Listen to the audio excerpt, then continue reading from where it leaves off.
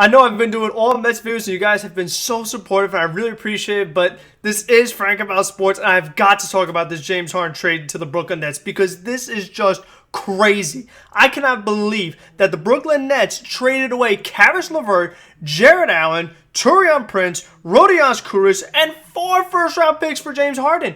I just honestly cannot believe this. So in this video, I'm going to give my instant takeaway, my reaction, what it means for the Rockets, what it means for the Cavs, what it means for the Nets, and just if you guys like more basketball videos, let me know by leaving a like, comment. What do you think about the Harden trade? And if you want to support me, make sure to subscribe to the channel, tell a friend, because we can do more things than just Mets. It is up to what you guys want to see. This one was just so massive, I felt like I had to do a video about it. So I'm sorry, my Mets fans. There's a big Met video out today that took me all day long to make about what other free agents they should get. So I just can't believe, my biggest gripe is the fact that Caris LeVert is in this deal, because LeVert was just having a really hot stretch for the Brooklyn Nets while Kyrie Irving has been out. I mind you, because this whole thing with Kyrie Irving has been just as much drama as it's been with James Harden and the Houston Rockets. If I'm going to trade somebody and I'm the Brooklyn Nets, it would have been Kyrie Irving. I want no part of Kyrie because he has shown me his commitment to the Brooklyn Nets is not that high.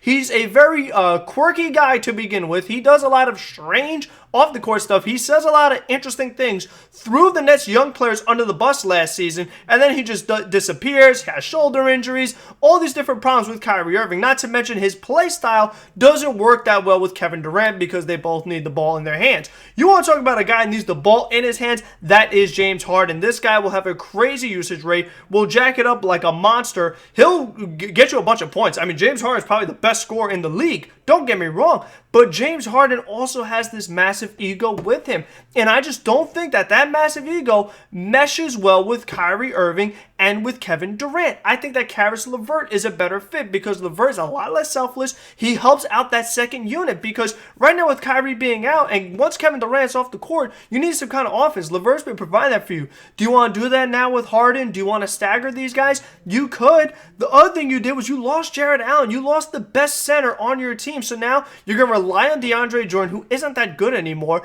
And on that, who's going to play center? Is it going to be Jeff Green? You also lost Kurucs, so that's another guy. You can't have Taurean Prince at the 4 and Kevin Durant at the 5 because you traded him away.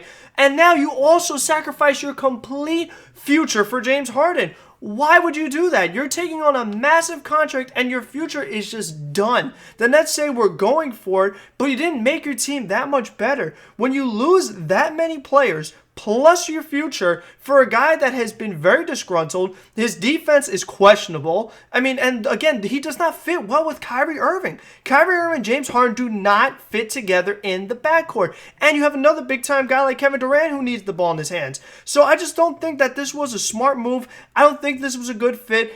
I would have rather have seen what this team could have done when Kyrie comes back because the Nets show me that they could do some things. You know, if you have Kyrie doing his thing and you have Joe Harris knocking down shots and you obviously have Kevin Durant and I thought you had Jared Allen, but you had LeVert off the bench. And even though you lost Spencer Dinwiddie, I would much rather the Nets would have traded just one of these first-round picks with maybe one other player, not that good of a player, definitely not Caris LeVert, to Oklahoma City for George Hill. I think that would have been a better fit because here's a guy that he could spot up shoot, he could play defense, he could play make, he could create shots for others. He would have filled in the Spencer Dinwiddie role perfectly. So I think that the fact that Dinwiddie is hurt does not mean that you should part with Caris LeVert and all these other first round picks to get James Harden.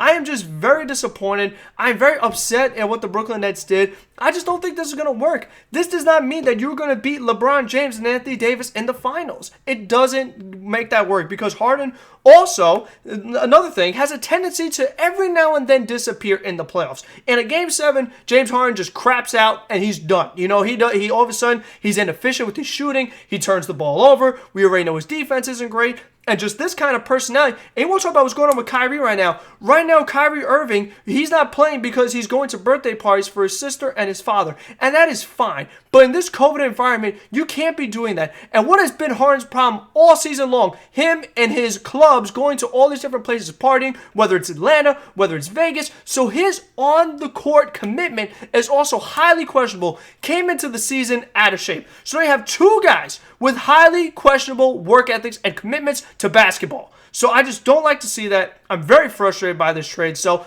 until the next one, be safe, be smart. Let's go Mets. Let's go Nets.